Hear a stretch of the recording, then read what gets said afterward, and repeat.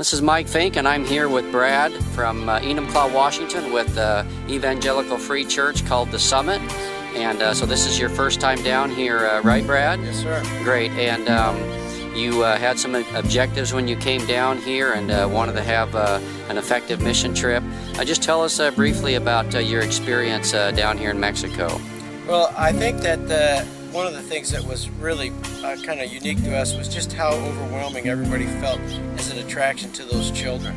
I mean, we were really, we expected some of the individuals to get attracted to them, but I was really blown away at how I was personally impacted by the love those kids showed. Everywhere we went, they were hugging us, they were meeting us in the street. I mean, it was phenomenal to see the tears in their eyes as well as ours the day we left. Awesome. And your ministries, you did prayer visitation in the morning, you did work projects in the morning, you did a vacation Bible school outreach, you did community outreaches. How did your ministries go, just briefly? Well, I think that uniquely the visitation ministry, I'll start with that because that was the first, for at least half of our team went out on visitation, the other half worked on a work project. But we were really blown away by the various reactions to us. Some people were very open to us.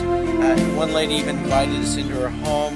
I'd never been to one of these homes, and I was actually asking God to give us that opportunity. I was kind of blown away with the next morning when a lady named Rosa invited us in. She was a believer, but she asked us to pray for her. She had some sort of side problem. We were really honored to be able to go into this home. It gave us a whole new appreciation for what people were living like.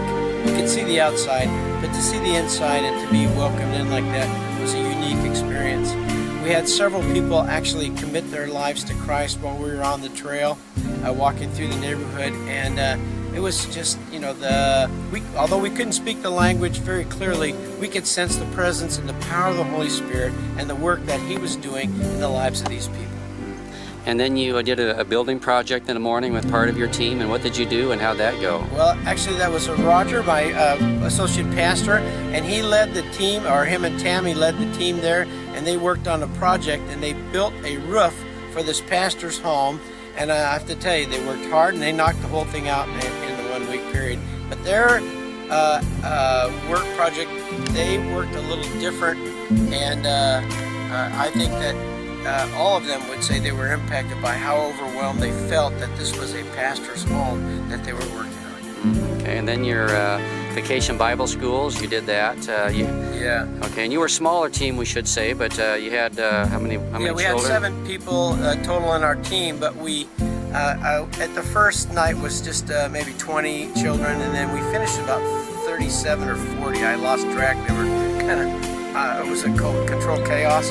Yeah, we noticed what that was. But it was overwhelming in some respects, but it was so exciting in others to see those kids. And some of them really were so excited that they got 5 verses and they were, you know, lined up and with smiles on their faces. And we had, I think, around 20 children go forward to pray and receive Christ. And we hope that that's a long-lasting reception. Awesome. So your ministries went well, and you had a special time serving, and I'm just curious, a lot of teams have concerns about safety. Yeah. Would you just care to share briefly about your safety? And At no point did anyone feel like we were threatened. And I've actually come down as far as Ensenada while I was in the Navy, so I was somewhat familiar with Mexico and wasn't too worried about driving down here. But I have to tell you, it's probably one of the more powerful times was our sharing and devotions in the morning, and every person had a question they answered about the trip. And this morning, there were several people who echoed that they felt very secure and well. They weren't sure what to expect, but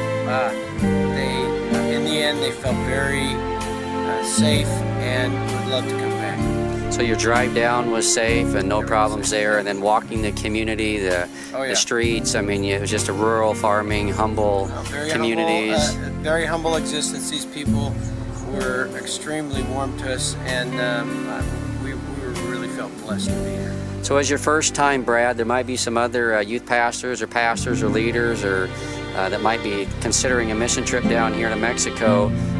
What words would you have for them?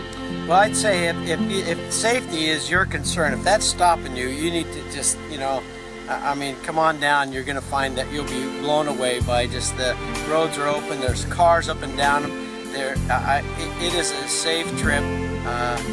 You know, don't believe everything the media says. I think probably the funniest part about being down here and talking to some of the English-speaking people that we have met, you know, they think we're more dangerous than they are down here. That was kind of unique to me to hear that from them. So just remember that the news tends to shade things, and there are certain pockets, but they're not here. So your mission team was impacted, and it was a good experience. So overall, yeah, they all want to come back. We're all talking about what we're doing next year. We're just trying to solidify some dates. It's a no-brainer for us. You know, now we're going to be working about praying for the people, praying for this mission, praying for ourselves, and building our team, because we're going to double our numbers next year. Well, I just want to say, Brad, thank you for coming down. Thank you for your faith. Thank you for your good leadership, and it's been an honor to have you down here. So God bless. Thank you. Can you say adios? Adios, amigos.